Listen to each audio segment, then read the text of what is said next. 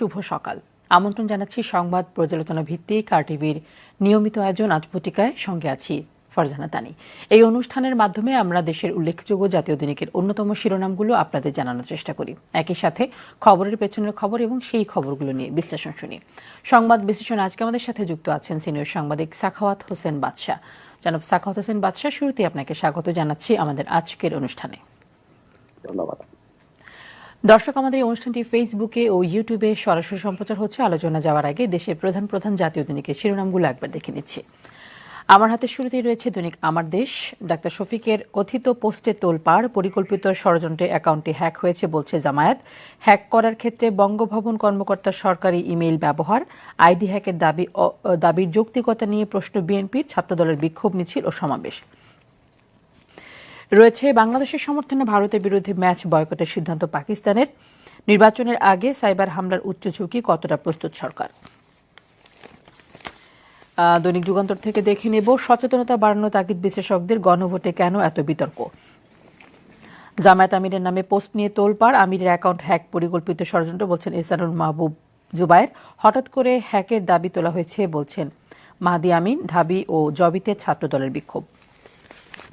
পেছনের পাতা থেকে দেখে নিচ্ছি সুফল পাচ্ছেন না সাধারণ যাত্রীরা, ১.৫ লাখ কোটি টাকার উন্নয়নে তিমিরে রেল।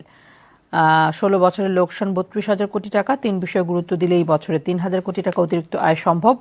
লুটপাটের উদ্দেশ্যে অপরিকল্পিত প্রকল্প বলছেন ডক্টর মোহাম্মদ ফজলুল কবির খান। এরপর আমার হাতে রয়েছে দৈনিক কালের কণ্ঠ। কর্মবিরতিতে অচল চট্টগ্রাম বন্দর, এনসিটি বিদেশিদের হাতে দেওয়ার প্রতিবাদ, আজও ৮ ঘণ্টা কর্মবিরতি।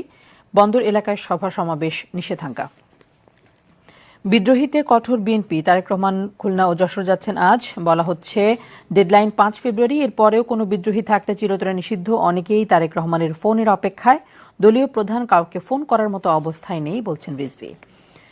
৩৭,০০০ কোটি টাকায় বোয়িংয়ের বিমান কিনতে তোড়জোড়। ১৪টিতে ১০% ছাড় চেয়ে চিঠি। যুক্তরাষ্ট্রের সঙ্গে বাণিজ্য ঘাটতি কমাতে সরকারের এই পদক্ষেপ। সরবরাহ শুরু হবে ২০৩১ সালে, চলবে ২০৩৫ সাল পর্যন্ত। পোস্টাল ব্যালটে ভোটের গোপনীয়তা নিয়ে সংশয়, অনেকের আশঙ্কা ঘোষণাপত্র পরে সমস্যার কারণ হতে পারে। আইনি নিশ্চয়তার বাস্তব প্রয়োগ নিয়েও সংশয়। এরপরে আমার হাতে রয়েছে দৈনিক সমকাল। সহিংসতার উচ্চ ঝুঁকিতে ১৩ সংসদীয় আসন। উচ্চ ঝুঁকিতে থাকা যে আসনগুলো সেগুলো হচ্ছে পাবনা ১, খুলনা ১ ও ৩, খুলনা ৫, পটুয়াখালী ৩, বরিশাল 5, টাঙ্গাইল ৪, শেরপুর ৩, ঢাকা ৮, ঢাকা ১৫, ঢাকা ৭, কুমিল্লা ৪, নোয়াখালী ৬ ও চট্টগ্রাম ১৫।